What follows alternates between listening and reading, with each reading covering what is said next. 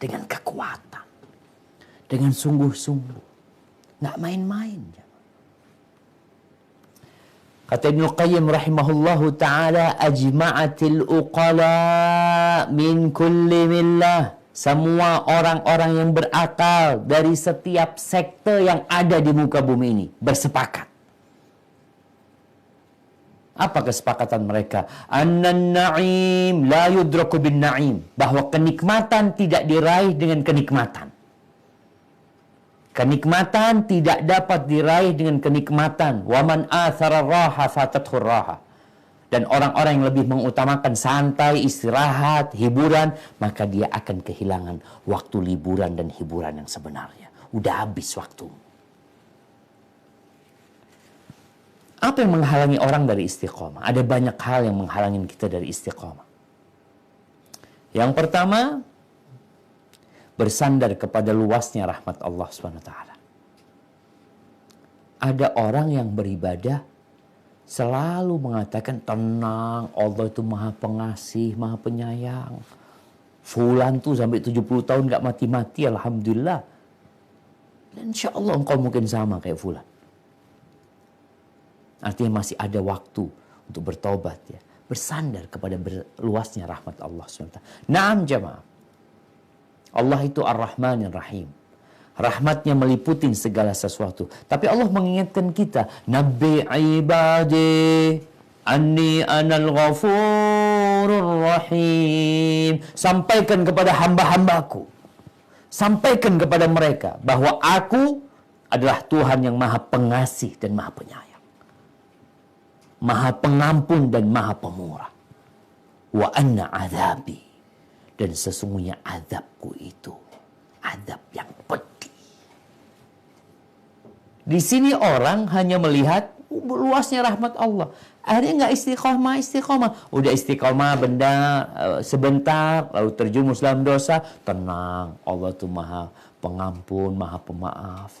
Itu orang yang bunuh 100 orang, diampuni sama Allah. Engkau baru berapa yang dibunuh? Subhanallah. Ya. Itu menghalangi kita dari istiqamah. Yang kedua, meremehkan dosa. Nabi SAW mengatakan, Iyyakum wa muhaqqaratidz dzunub. Hati-hati.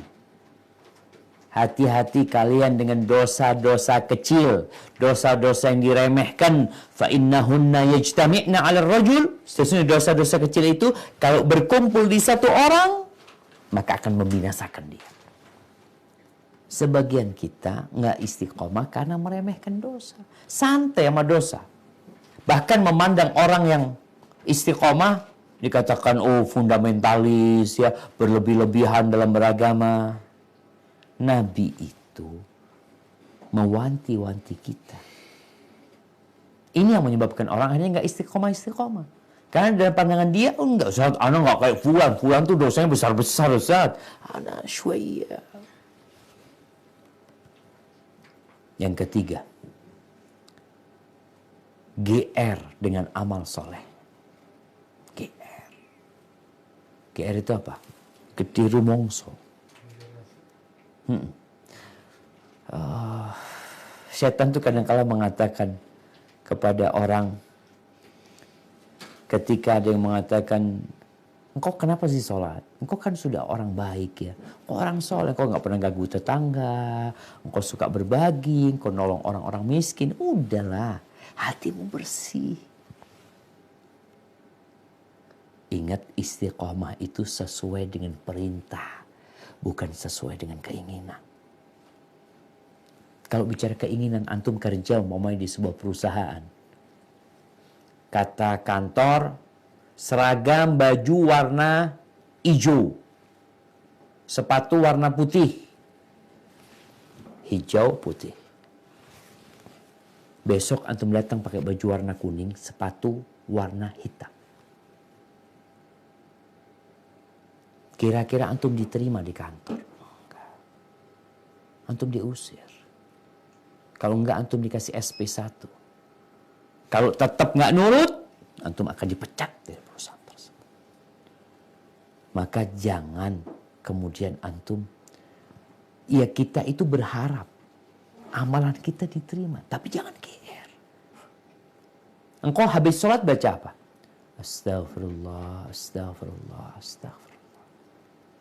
Minta ampun. Habis sholat kita minta ampun. Bukan habis berbuat dosa kita nih. Kita habis beribadah di masjid. Imamnya bacaannya panjang. Lalu kita mengatakan Assalamualaikum warahmatullah. Assalamualaikum warahmatullah. Astagfirullah, astagfirullah. Loh, engkau habis berbuat apa kok istighfar? Agar kita nggak GR. Kita diajarin. Agar nggak ujub. Abu Bakar tuh dijamin masuk surga. Kita tahu. Umar tuh dijamin masuk surga. Utsman dijamin masuk surga. Ali dijamin masuk surga. Apakah kemudian setelah itu Abu Bakar santai? Apakah setelah itu Umar hidup santai? Oh tenang, ana sudah dijamin masuk surga. Umar sampai ada jalannya air mata di pipi dia. Jadi mereka walaupun sudah dijamin masuk surga, mereka tetap istiqomah. Kenapa? Karena yang menjadi standar orang itu baik atau buruk adalah akhir kehidupan dia. Proses kita jalanin nih. Tapi hasilnya ketika ajal menjemputmu. Maka Allah mengatakan wa'bud rabbaka hatta ya'tiyakal yaqin. Beribadahlah kepada Allah sampai keyakinan datang kepadamu.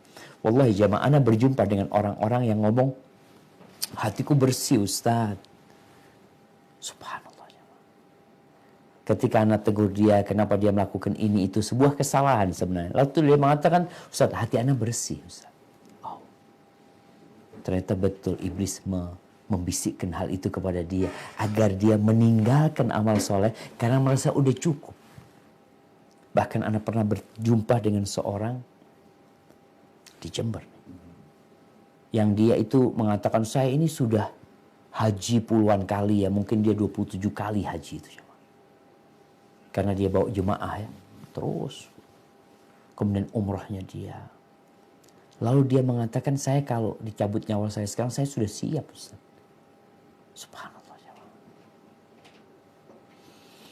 Yang keempat, ada yang putus asa dari rahmat Allah. Putus asa dari rahmat Allah. Ingat yang membunuh 99 orang. Kenapa dia membunuh yang ke-100? Karena orang ke-100 itu mengatakan engkau mau tobat. Nggak bisa tobat engkau. Sudah bunuh 99 orang. Gara-gara ucapan ini akhirnya dia, lalu aku mau jadi orang baik. Gimana? Aku mau berubah? Nggak bisa udah. Katanya nggak diterima tobatnya. Dibunuh nih orang ke-100. Maka hati-hati. Setan itu kadang-kadang datang kepada kita membisikkan, engkau mau tobat. Engkau kan sudah berbuat dosa ini, dosa itu, dosa itu. Akhirnya dia nggak jadi tobat karena ditakut-takutin. Maka ini termasuk yang menghalangi orang dari istiqamah. Allah itu membentangkan tangannya di malam hari agar yang berbuat dosa di siang hari bertobat. Sebanyak apapun dosamu. Kalau sepenuh bumi ini kau berbuat dosa. Sepenuh bumi ini isinya dosa. Setiap kota yang engkau datangin kau berbuat dosa di sana. Keliling semuanya ada dosa-dosamu. Lalu engkau datang memohon ampun kepada Allah SWT. Allah ampuni. Allah nggak peduli dengan sebanyak apa dosamu. Jangan putus asa dari rahmat Allah. Yang kelima nih, ada orang-orang yang kalau disuruh istiqamah dia mengatakan apa? Ya Allah Ustaz, ana ini kepingin hijrah, ana kepingin istiqamah, cuma belum dapat hidayah Ustaz. Subhanallah. Iya. Ada orang yang mengatakan, ya dia kepingin cuma belum dapat hidayah. Bukankah hidayah sudah datang? Ustadz yang mengajakmu itu apa bukan hidayah? Itu udah hidayah. Tapi engkau gak mau. Jamaah rahimakumullah. Allah Azza wa Jal mengatakan, وَالَّذِينَ جَاهَدُوا فِينَا لَنَهْدِيَنَّهُمْ سُبُلَنَا. Orang-orang yang bersungguh-sungguh di jalan kami, pasti kami kasih hidayah. Jadi kalau engkau memang sungguh-sungguh mau dapat hidayah, segera datang. Tiap hari kita mengatakan ihdinas siratal mustaqim. bagaimana sekarang hidayah itu diambil, udah dikasih ini fadlnya ambil, engkau nggak ambil gitu. Ada lagi orang yang disuruh berangkat haji, udah fulusnya banyak jemaah, rumah punya, mobil punya, usaha punya, haji belum. Ketika dikasih tahu, Mas, kok nggak berangkat haji? Yaitu Ustaz, belum dapat panggilan. Nabi Ibrahim dari dulu sudah manggil-manggil. Engkau nggak mau berangkat. Ini termasuk yang menghalangi orang dari istiqomah. Kemudian yang keenam, berdalil dengan takdir. Yaitu Ustaz, saya ini kok kayaknya sudah ditakdirkan berbuat dosa ya Pak Ustaz ya. Ahibati fillah. Kalau dia sakit, dia berobat enggak? Dia berobat. Ketika berbuat dosa, suruh tobat, nggak mau dia. Dengan dalil, ya takdirnya kayaknya anak seperti ini. Mungkin belum waktunya memang anak. Akhirnya nggak istiqomah. Jangan sampai kita menjadikan dalil itu sebagai takdir itu sebagai alasan kita nggak istiqomah. Itu bisikan setan. Kalau setelah berbuat dosa, kemudian kita bertobat dan kita mengetahui, ya itu udah takdir Allah, sekarang anak takdirnya harus bertobat, itu yang diminta dari dirimu. Yang ketujuh, sebagian orang mengatakan, ya Allah repot, sulit, mau berjalan di atas agama yang benar sulit, udahlah Islam yang biasa-biasa aja, sulit kalau mau ikut ustadz itu. Subhanallah. Bukankah kita diperintahkan untuk mengikuti Nabi Muhammad SAW? Bukankah engkau ingin masuk surga? Kesulitan ini memang harus dilewatin. Hanya perlu waktu, nggak lama jemaah. Butuh pembiasaan aja. Rasulullah SAW itu, bagaimana beliau sholatnya? Beliau mengatakan kepada Bilal bin Rabah, ya Bilal, arih Nabi sholat. Bilal, bikin kita istirahat sama sholat. Orang sekarang ingin istirahat dari sholat. Nabi menjadikan sholat sebagai tempat istirahat. Maka kalau dibicarakan iya berat, susah. Memang berat dan susah memasuk surga itu. Perlu perjuangan. Engkau ngeliat tuh. Kuli-kuli bangunan. Digaji berapa dia jemaah? Kerja dari jam 7 sampai jam 3 sore di bawah terik matahari, berkeringat, tambah hitam, 60.000, 70.000, 100.000 dia kerjakan. Dan dia tidak merasa itu berat. Kenapa? Karena sudah biasa. Kita pun kalau sudah biasa, ya insya Allah lah akan jadi lebih mudah dengan pertolongan Allah Subhanahu Wa Taala. Yang kedelapan, lemahnya keinginan dan panjangnya angan-angan. Orang tuh kalau keinginannya lemah, biasanya dia akan mengatakan insya Allah nantilah. Nanti insya Allah Ustaz. Makasih banyak Ustaz nasihatnya. Jazakumullah khair. Insya Allah Ustaz. Ada yang seperti itu. Insya Allah Ustaz ya. Allah itu kan maha baik Ustaz ya. Insya Allah anak berpikir mungkin ya anak akan bertobatlah kalau umur 60 tahun.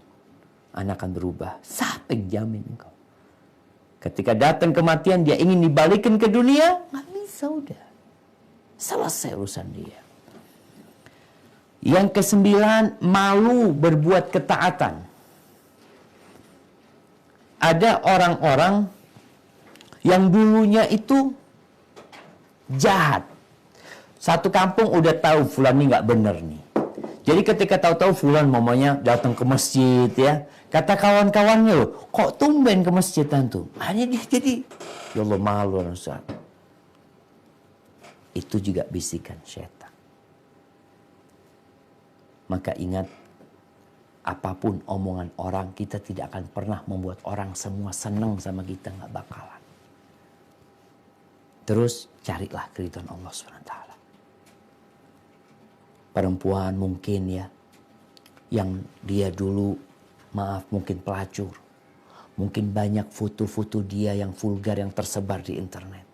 Video-video dia nggak benar ya. Kadangkala kan Akhirnya setan membisikkan, engkau mau bertobat tuh. Video-videomu udah dilihat orang, ditonton orang. Terus sekarang kau mau berbuat baik. Itu bisikan setan. Teruslah berbuat baik. Engkau tahu dosa yang paling dibenci Allah? Syirik.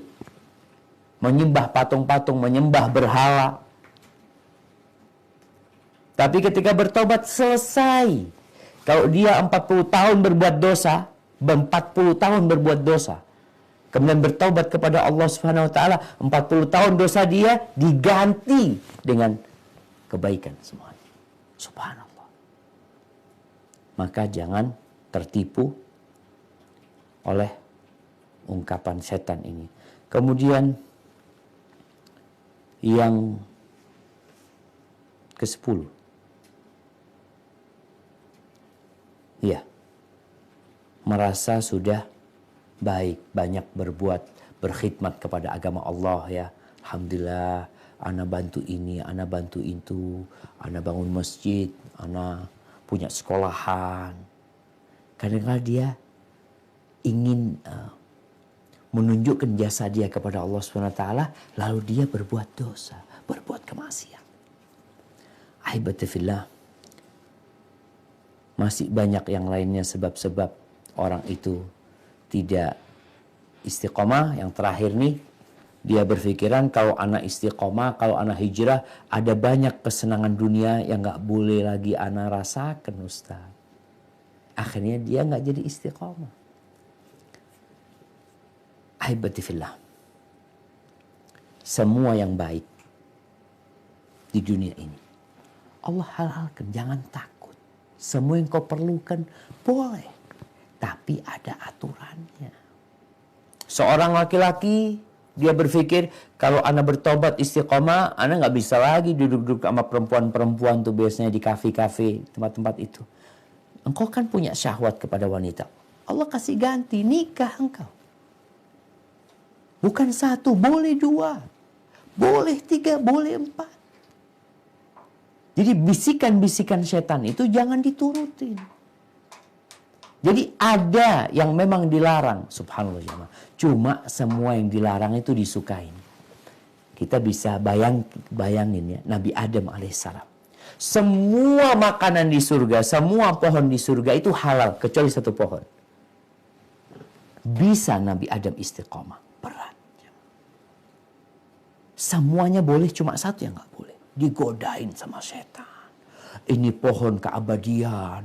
Ini pohon kau akan mendapatkan kerajaan, kekuasaan yang tidak akan habis. Dibohongin. Dimakan sama Nabi Adam alaihissalam. Bukan keabadian. Malah tersingkap aurat beliau. Baju beliau hilang. Dan akhirnya beliau diturunkan ke muka bumi ini. Jadi ingat, kalau bicara perintah yang terberat adalah istiqomah sesuai dengan perintah. Bukan sesuai dengan keinginan kita. Hadza wallahu a'lam bishawab. Itu yang bisa saya sampaikan pada kesempatan kali ini. Kurang lebihnya mohon maaf. Mungkin kita masuk ke sesi tanya jawab. Nah, Anda persilahkan. Masya Allah. Jazakallah khair Ustaz atas ilmu dan materi yang disampaikan. Taib, Ana izin lanjutkan ke sesi tanya jawab ya Ustaz. Nah, tafadhal Bang. Di sini ada Ahi Safar akan sebagai host yang akan membacakan pertanyaan-pertanyaan. Ahi Safar, ahlan wa sahlan Ahi. Assalamualaikum warahmatullahi wabarakatuh. Waalaikumsalam warahmatullahi wabarakatuh. Ahi, Suara jelas ya? alhamdulillah jelas Ahi. Sampai saat ini udah berapa pertanyaan yang sudah masuk Ahi? Masya Allah, ini udah lebih dari 30 kayaknya nih ya. Bermacam-macam. Insya Allah kita coba semampunya ya. Baik, tafadhol Ahi. Siap. Assalamualaikum Ustaz. Waalaikumsalam warahmatullahi wabarakatuh. Ahlan wa sahlan. Nah, tafadhal. Langsung aja Ustaz ya, karena banyak sekali pertanyaannya. Pertama ini ada beberapa pertanyaan yang berkaitan dengan tema, tapi insya Allah kalau menyimak paparan Ustaz sudah banyak yang terjawab Ustaz. Mungkin nanti kalau masih ada waktu kita coba ulangi lagi. Nah ini ada beberapa juga pertanyaan yang di luar tema Ustaz. Insya Allah ini kita coba bacakan ya. Pertama Ustaz, bagaimana apabila kita baru berhijrah, baru belajar gitu ya, ilmunya masih basic, saran apa dari Ustadz, langkah pertama yang harus dilakukan bagi orang-orang yang masih dalam tahap-tahap awal belajar ini, Ustaz? Tafadhol, Ustaz. Barakallahu fikum. Nah, yang pertama orang yang di tahap-tahap awal hijrah, awal belajar ya, biasanya semangatnya sangat tinggi. Ini perlu dikontrol. Kenapa? Rasulullah SAW mengatakan khairul amali adwamuhu wa in qalla. Sebaik-baiknya amalan adalah yang berkesinambungan walaupun sedikit.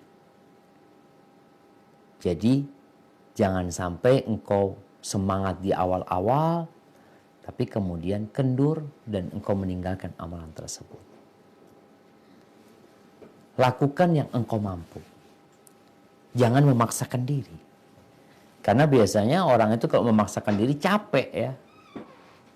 Makanya kadang-kala ada orang naik sepeda nih, sekarang musimnya goes. Dia maksakan diri jalan ke gunung ya. Akhirnya nggak ke sana lagi dia udah.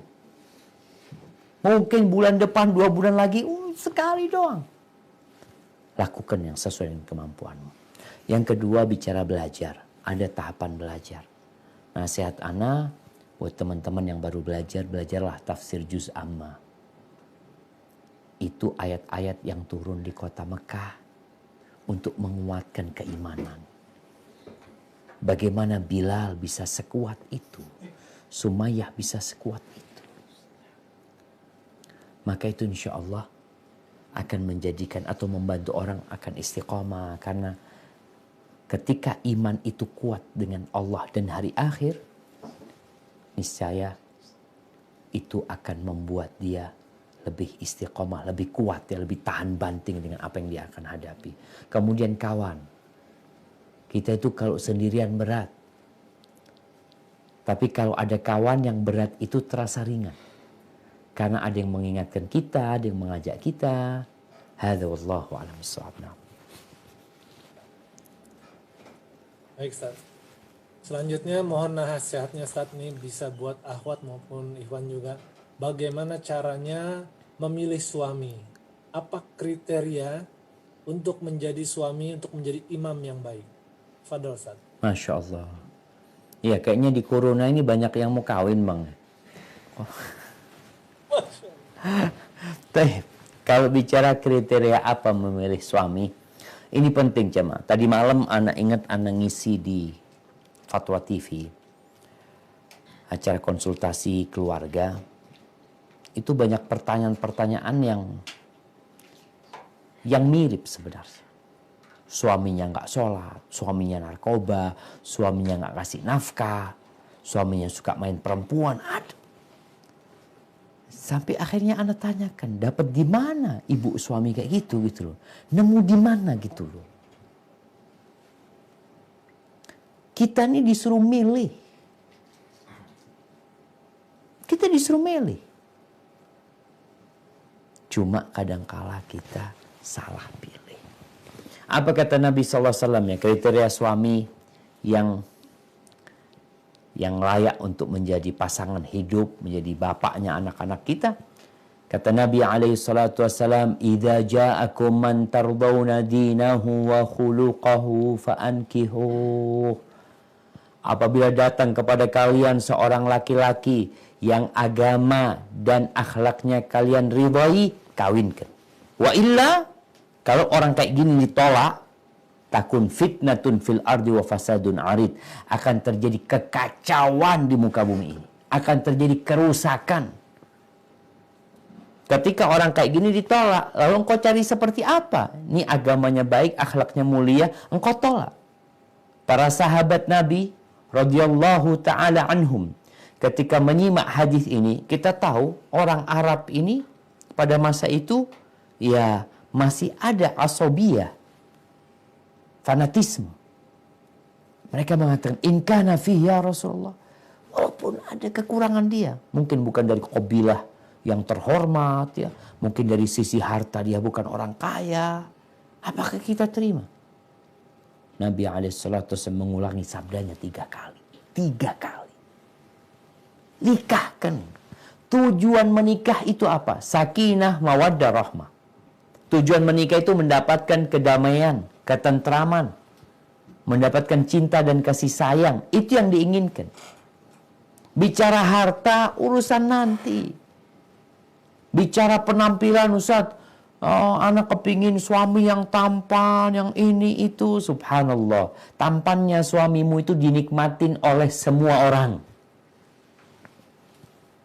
Suamimu keluar rumah, berangkat kerja jam 7, semua orang bisa menikmatin ketampanan suamimu. Yang kedua, ketampanan seorang itu kalau sudah satu rumah hilang. Suaminya awal dulu ya ketika ngeliat ya, kadang-kadang waktu SMA, waktu kuliah, ya Allah ganteng banget ya. Seakan-akan kalau ngelihat itu berbunga-bunga hatinya. Coba 2 tahun satu rumah. Ketika ngelihat suaminya berbunga-bunga, kadang-kadang nggak kepingin suaminya balik. Orang itu melihat sesuatu yang belum dimiliki tidak dalam wujud aslinya. Ingat ini. Orang itu melihat sesuatu yang belum dia miliki tidak dalam wujud aslinya. Contoh nih yang sering Anda contohkan sekarang nih musim orang goes ya. Kadang-kala antum lagi goes, ngelihat di sebelahnya yang lewat apa? Brompton. Allah, Masya Allah ya. Hati itu nanti ketemu lagi, ya Allah. Dari jauh kelihatan dipandangin terus sampai hilang tuh Brompton. Suatu hari Allah kasih rizki sama antum Brompton. Mungkin antum taruh ya di sebelah ranjang antum, dilihatin Brompton. Berapa lama dilihatin? Bersihin. 2 minggu, 3 minggu, 1 bulan, biasa aja. Melihat. Biasa aja sudah. Nggak ada perasaan bahagia seperti itu. Hilang tuh perasaan.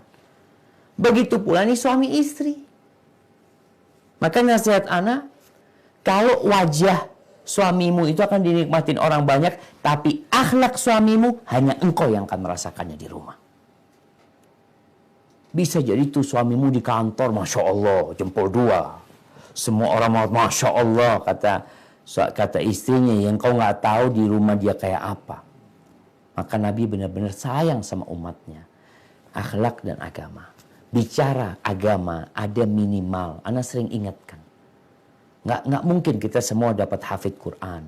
Nggak mungkin kita semua dapat lulusan pondok, ustadz. Enggak.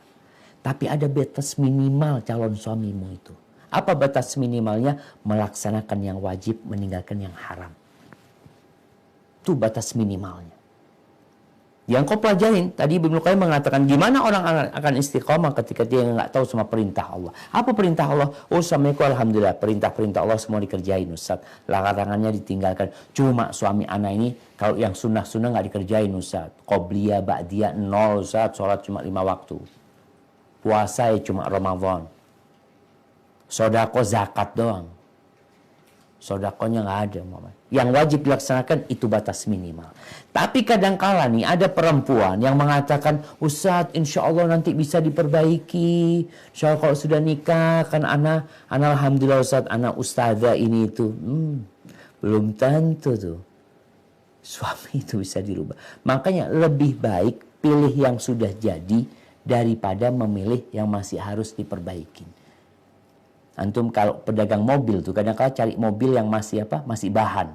Oh masih bisa dipermak ini itu. Ya. Tapi kalau ada mobil yang udah jadi tinggal naikin, orang kan akan milih itu sebenarnya. Maka tolong perhatikan hal itu. Kemudian yang ketiga, Nabi juga memberikan arahan agar memilih suami yang bisa memberikan nafkah. Yang bisa memberikan nafkah. Karena kadang-kadang masalah nafkah ini menjadi penyebab keributan di dalam rumah tangga. Suami itu pemimpin dan dia punya kewajiban memberikan nafkah kepada istrinya. Hadza wallahu a'lam bissawab. Baik, Ustaz. Barakallahu fiik. Kemudian Kemudian kita sudah beramal nih, Ustaz. Insya Allah dapat pahala. Kemudian berbuat maksiat. Apakah karena tapi maksiatnya bukan syirik gitu, bukan hasad ya. Kemudian apakah karena kemaksiatan ini pahala-pahala dari amal-amal kita yang sudah-sudah itu akan terhapus. Terus kemudian apabila dia bertobat, apakah nanti pahala-pahalanya itu bisa balik lagi. Kembali lagi? Naam jamaah. Ya. penting kita mempelajari kaidah-kaidah hisab ini jemaah. Perhitungan Allah SWT. Kita tahu berbuat baik sekali Allah lipat gandakan 10 kali lipat. Berbuat dosa sekali ya Allah catat 1 buat dia. Terus gimana nih Ustaz? Orang ini berbuat dosa nih. Lalu dia berbuat amal kebajikan. Amal kebajikannya menghapuskan dosa. Innal hasanat yudhibun sayyi'at. Sesungguhnya amal kebajikan itu menghapuskan dosa-dosa. Salat yang 5 waktu itu menghapuskan dosa-dosa kita, dosa-dosa kecil ya. Gimana kalau sebaliknya? Apakah dosa itu menghapuskan amal kebajikan kita? Tidak semua dosa. Ada dosa-dosa yang menghapuskan amal kita. Contohnya yang menghapuskan amal kita, yang pertama, syirik. Yang kedua, riya. Yang ketiga, ujub. Berbangga dengan amalannya. Kemudian nanti yang keempat ini yang berkaitan dengan hak manusia. Di mana nanti pada hari kiamat ada orang-orang yang bangkrut. Dia itu banyak amal solehnya. Masya Allah, jangan ditanya sholatnya, puasanya, zakatnya. Tapi nanti di hari kiamat hilang semua amalan dia. Disebabkan apa? Ternyata dia suka nyakitin orang lain. Ngomongnya pedes, suka gibain orang, mencaci maki orang, ngambil hartanya orang, ngutang nggak bayar, sampai mati nggak lunas utangnya. Maka ini dosa nih. Nanti akan makan amal soleh dia. Di mana tatkala hisab hari kiamat akan datang orang-orang nuntut dia. Mengatakan kepada ya Allah, fulan ini pernah memaki ana waktu SMA. Ya Allah, fulan ini pernah makan gorengan ana di kantin nggak bayar. Semuanya akan tercatat. Jadi nanti amal solehnya tetap ada. Tapi kemudian amal soleh diberikan kepada orang-orang tersebut. Lalu habis amal solehnya. Sudah banyak dosa nih, orang ini nggak ada amal solehnya. Masih datang orang nuntut. Karena nggak punya amal soleh, ada dosa orang ini dibebankan kepada dia. Jadi kalau orang ini bertobat di dunia, insya Allah, ketika dia beramal soleh, berbuat dosa, tergantung dosa yang dia perbuat, ada dosa-dosa yang menghapuskan amalan dia, seperti mengungkit-ungkit sodakoh, itu juga akan menggugurkan pahala sodakohnya. Terus kalau dia bertobat, Ustaz, ingat, orang yang bertobat dengan taubat dan nasuha dan beramal kebajikan, dosa-dosa dia itu bukan dienolkan, tapi dirubah jadi pahala buat dia. Illa man taba wa amana wa amila amalan salihan fa ulaika yubaddilullah sayyiatihim hasanatu. Orang-orang diganti dosanya pahala. Itu maha baiknya Allah. Tapi jangan meremehkan dosa. Hadza wallahu a'lam bishawab. Baik. Mungkin berkaitan dengan pertanyaan tadi, Anda nyelip sedikit nih, Ustaz. Siap. Kalau gitu bedanya ghafur dengan afu itu apa, Ustaz ya? Nah, jadi para ulama ketika membincangkan antara ghufran sama afu, ada yang mengatakan bahwasanya ghafur itu adalah menutupin dosa. Ditutupin tuh dosanya. Jadi masih ada bekasnya, tapi ditutupin. Afu itu yang menghapuskan sama sekali, nggak ada bekasnya lagi dia. Namun ada ulama yang membalik nama ghafur dan afu itu. Tapi yang jelas dua-duanya bermakna Allah itu maha pengampun. Tadi ada dosa-dosa kita yang ditutupin sama Allah SWT. Kemudian yang dihapuskan sama sekali. Kemudian ada dosa yang tadi yang dirubah menjadi amal soleh. Hadza wallahu a'lam bishawab. Kemudian berkait dengan gambar ada 2 pertanyaan nih dari dua orang berbeda. Pertama gini, kalau seandainya di sekolah itu ada tugas yang memerintahkan untuk membuat gambar, tapi gambarnya ini makhluk bernyawa. Itu satu saat. Kemudian ada juga pertanyaan bagaimana hukumnya apabila ada gambar-gambar untuk peraga, misalnya peraga untuk sholat, wudhu, tapi ditutup gitu sebagian mukanya atau sebagian anggota badannya, Ustaz. Jadi ada yang ditutupin matanya gitu. Tapi itu gambar berkait dengan gambar peraga untuk beberapa kegiatan gitu, Ustaz. Apa ada, Ustaz? Nah, barakallahu fikum. Iya jemaah, berkaitan dengan hukum gambar ini, Rasulullah sallallahu alaihi wasallam mengatakan, "Asyaddun nasi 'adzaban yaumal qiyamah al-musawwirun." Orang yang paling berat azabnya pada hari kiamat adalah tukang gambar. Terjadi perselisihan di antara para ulama gambar seperti apa yang diharamkan. Yang pertama adalah gambar yang bernyawa. Yang kedua, gambar yang ada bayangannya atau gambar yang biasa. Ada yang mengatakan yang diharamkan itu gambar yang ada bayangannya. Akhirnya seperti patung atau relief. Tapi kalau yang lukisan sebagian mengatakan nggak masalah. Tapi pendapat yang lebih kuat semuanya dilarang. Karena Nabi SAW marah ketika di rumahnya Aisyah ada tirai yang ada gambar makhluk bernyawa. Itu ditarik sama Nabi SAW. Hanya saja gambar itu ketika dihinakan diperbolehkan. Bukan dipajang. Gambar itu gambar yang waktu itu dijadikan sarung bantal ya. Kemudian Nabi bersandar kepadanya, atau gambar yang ada di lantai yang diinjak-injak, itu diperbolehkan. Tapi bagaimana kita menggambarnya, tinggalkan. Terus Ustaz, kalau tadi disebutkan perintah di sekolah gitu loh. Gimana gambar? Fadol gambar. Tapi ingat Nabi SAW menyebutkan as-suratu ar-ra's. Yang namanya gambar itu kepala. Kalau nggak ada kepalanya, berarti gambar itu sudah diperbolehkan. Di sini para ulama berpendapat tadi dihilangkan raut mukanya ya. Nggak ada hidungnya, nggak ada mata. Ya udahlah, sekedar gambar kepala aja tanpa ada tanda-tanda di wajah mereka. Itu insya Allah nggak ada masalah. Subhanallah ya. Ketika ana ke Petra di Jordania itu, di sana kan ada situs bekas kaum Nabatian, mereka penyembah berhala. Ana melihat berhala-berhala itu, sesembahan-sesembahan mereka itu masih ada wujudnya, tapi wajahnya hilang. Tinggi sekali tempatnya, tapi wajahnya sudah nggak ada jemaah. Mungkin ketika ya para sahabat sampai ke sana atau para tabi'ut tabi'in, mereka menghilangkan gambar wajah mereka. Karena memang kalau sudah dihilangkan tanda wajahnya, itu sudah nggak mengapa. Hadza wallahu a'lam bissawab. Nah. Jazakallahu khair, Ustaz. Selanjutnya Ustaz, ini bagaimana kita menasihati diri, meyakinkan diri terhadap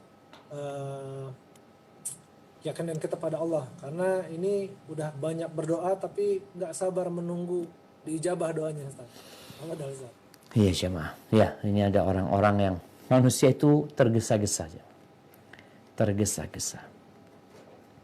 Sampai ada sebuah riwayat, kalau nggak salah riwayat Israiliyat itu, ketika ditiupkan ruh kepada Nabi Adam. Nabi Adam kan terbuat dari tanah. Ditiupkan ruh. Ketika ruh itu sampai ke badannya, Nabi Adam itu mau berdiri. Padahal ruhnya belum sampai ke kakinya. Itu menunjukkan manusia memang wa kanal insanu ajula. Kata Allah, manusia itu tergesa-gesa. Gimana nih orang yang berdoa, yang udah berdoa tapi kok belum dikabulkan? Subhanallah. Allah kan janji. Ud'uni astajib lakum.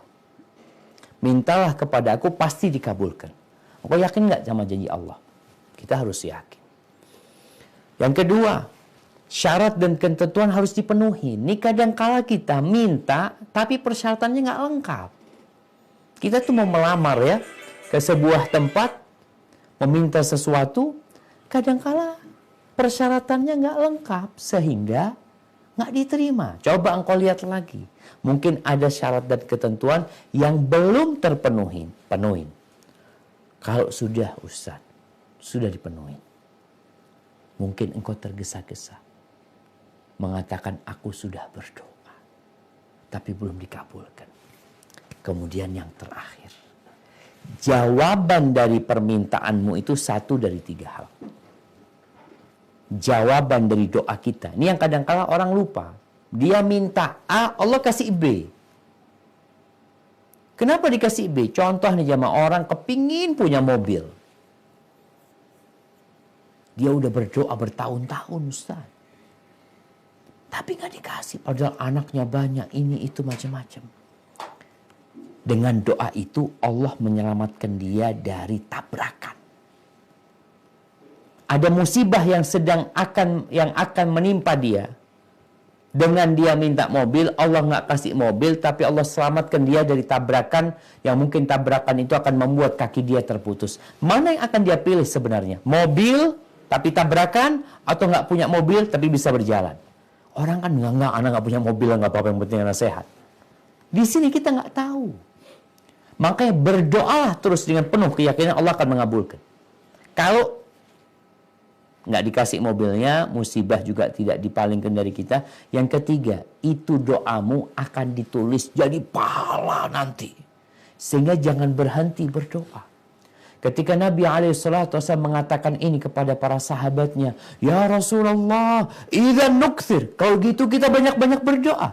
Allahu akthar, Allah akan kasih lebih banyak lagi buat kalian. Jadi nggak ada ruginya doa.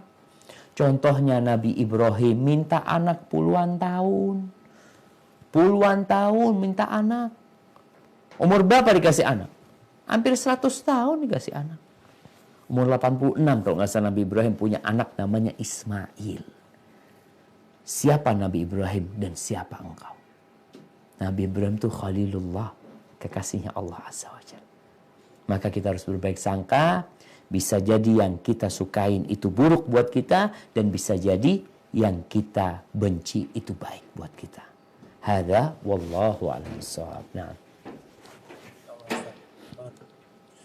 Kemudian ini ada jamaah yang sudah sering ikut kajian online, bahkan sudah ikut madrasah tiap weekend, tapi belum bisa melakukan atau mengamalkan apa-apa yang dipelajari. Nah, apakah ini jadinya dia berdosa? Dan apa yang menjadikannya berat dalam melakukan amalan-amalan itu, Ustaz? Tafadhol, Ustaz. Barakallahu fikum. 6 jamaah. Tadi kita sebutkan tuh. Penghalang-penghalang orang dari istiqamah.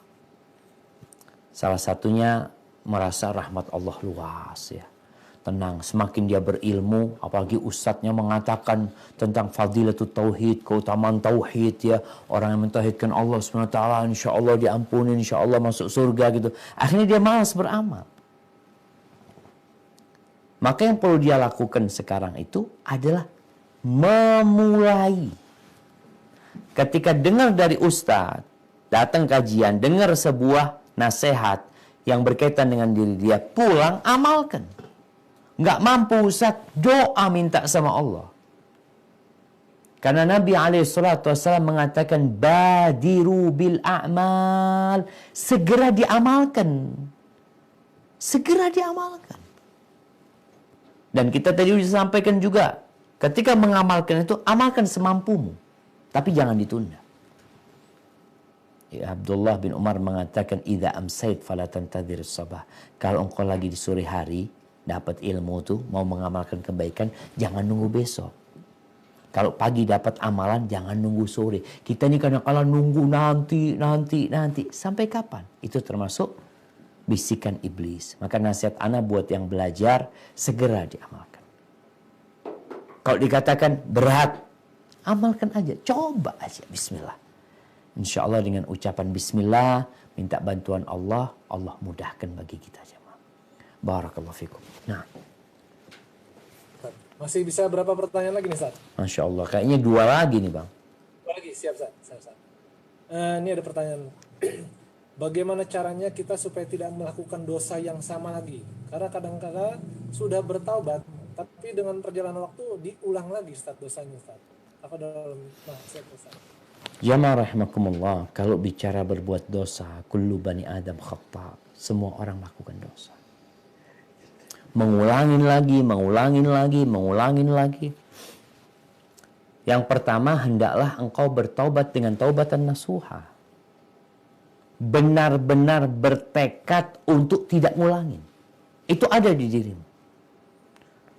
Bukan ada perasaan mungkin nanti aku akan ngulangin. Berarti kita belum bertobat. Kemudian yang kedua, memperbanyak amal soleh. Mengisi waktu kita dengan amal kebajikan. Soalnya kadang kita ini udah gak berbuat dosa itu, tapi amal soleh kita biasa-biasa aja gitu loh. Maka hendaklah tatkala kita bertobat, menambah waktu kita atau menambah amal soleh di waktu-waktu luang. Perbanyak zikir, baca Quranul Karim. Kondisi hatinya dijaga. Karena iman itu naik turun. Kalau kita nggak jaga, masuk tuh lagi bisikan-bisikan setan. Namun kalau kita udah menjaga, insya Allah kita nggak akan ngulangin. Kemudian yang ketiga, sebab-sebab kita berbuat dosa, tolong dihindarin. Ada orang sudah tobat ya, dia gara-gara kumpul sama kawannya, akhirnya dia sabu-sabu ya, ini itu. Maka tolong tinggalkan kawan-kawanmu, berganti kepada kawan-kawan yang bagus. Dengan cara seperti itu insya Allah dia tidak akan mengulangin kesalahan tersebut. Kalaupun dia ngulangin lagi, mungkin dalam waktu yang lama ya, ketika benar-benar iman dia lemah, namun tobat dia sebenarnya taubatan nasuha. Insya Allah nggak ada masalah. Artinya ketika dia mengulangin dosa lagi, jangan kemudian dibisikin setan, aduh kau bohong tobatmu, nih kau berbuat dosa lagi. Akhirnya dia nggak tobat. Dia mah gayanya anak mau tobat, nanti balik lagi anak itu. Maka hati-hati, jangan sampai tertipu sama bisikan-bisikan iblis. Hadza wallahu a'lam bishawab. Nah, Ustaz. Ini terakhir Ustaz, ini ada kasus Ustaz ya. Ini ada di WA group gitu ya. Di dalam WA group itu ada salah seorang anggota grupnya yang kemalangan karena anggota keluarganya meninggal. Terus ada anggota grup yang lain malah memposting video yang isinya tentang hadis supaya meninggalkan ratapan gitu. Nah, akhirnya di grup itu jadi banyak reaksi. Apakah video tersebut tepat diposting pada saat ada yang berduka atau bagaimana Ustaz? Ini mungkin mengenai masalah adab dalam mengingatkan juga Ustaz ya. nah. Ustaz. Barakallahu fiik. Ya jamaah, ketika ada kawan kita yang berduka, yang susah, kita ini harus paham dengan kondisi. Kapan kita berbicara, kapan kita diam. Tidak semua yang kita ketahui kita sampaikan. Terus gimana Ustaz nih? Kalau ada orang yang tadi berduka kemudian dikirimin video tentang larangan ratapan. Yang pertama, kalau memang terjadi ratapan. Umpamanya keluarganya itu kita tahu meratapin yang meninggal dunia. Tolong jangan kasih nasihat di depan umum. Engkau telepon dia. Engkau katakan ahsanallahu aza'ak, azzamallahu ajrak. Ucapan bela sungkawa sama dia. Kemudian kasih kesabaran di hati dia untuk menerima kondisi yang ada. Lalu sampaikan tentang jangan kau meratapi ini itu. Artinya ketika kita melihat seperti itu, memang benar-benar ada ratapan di keluarganya, kita kasih tahu nggak ada masalah. Tapi setelah kita menyampaikan bela sungkawa kita sama dia. Tapi kadang-kala teman-teman ini karena semangat menyampaikan kebenaran, wah, sampaikan kebenaran walaupun itu pahit. Ulil haqqo law kana murran. Nah, tapi Nabi SAW itu membaca kondisi para sahabat. Bahkan pernah kejadian Nabi SAW mau menyampaikan sebuah kebenaran, Nabi tunda karena momentumnya nggak tepat. Umar bin Khattab radhiyallahu anhu pernah melihat sebuah kemungkaran di kota Mekah. Ketika haji, beliau ingin menyampaikan hal itu. Kata seorang sahabat, kalau di sini jangan. Nanti aja kalau sampai Madinah. Jadi ada masalah-masalah yang perlu ditunda. Kemudian ada adab dan etika yang perlu dipakai. Makanya pendakwah itu harus belajar agar tidak salah dalam mendakwain orang. Bukannya orang itu mengikuti kebenaran, kadangkala malah benci kepada kebenaran gara-gara salah cara menyampaikan kebenaran tersebut. Hadza wallahu a'lam bishawab. Itu yang bisa Anda sampaikan. Kurang lebihnya mohon maaf. Kalau yang Anda sampaikan benar itu dari Allah Azza wa Jal. Kalau ada yang salah dan kurang berkenan itu dari diri Anda pribadi. Allah dan Rasulnya terbebaskan dari kesalahan itu. Barakallahu fiik. Anda kembalikan kepada host. Tafadhal, Bang. Jazakallah khair Ustaz, wa barakallahu fiik Ustaz. Ilmu yang sangat bermanfaat sekali, dan semoga kami semua dapat terus menuntut ilmu, dan yang penting Ustadz mengamalkannya. Seperti yang tadi Ustadz sampaikan, segera diamalkan semampunya, jangan ditunda ya Ustadz ya. Semoga Allah Azza wa Jalla senantiasa memberikan hidayah kepada kita, melindungi kita sekeluarga dari fitnah dunia, dan kita selalu istiqomah. Amin amin ya Rob. Alhamdulillah, selesai sudah kajian kita bersama yang terhormat Ustaz Dr. Syafiq Riza Basalama Imah Hafizahullah Ta'ala. Atas nama Majelis Taklim Awabin dan Adkia, mohon maaf bila ada kekurangan. Jazakumullah khair wa barakallahu fikum. Sampai jumpa di kajian online berikutnya insya Allah. Untuk informasi lainnya silakan untuk follow Twitter, IG, YouTube, dan Facebook Awabin. Kemudian untuk jadwal kajian rutin akan kami tayangkan di layar di akhir kajian ini insya Allah.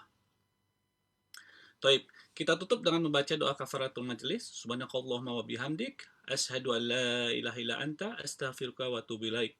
Wabillahi taufiq wal hidayah. Wassalamualaikum warahmatullahi wabarakatuh.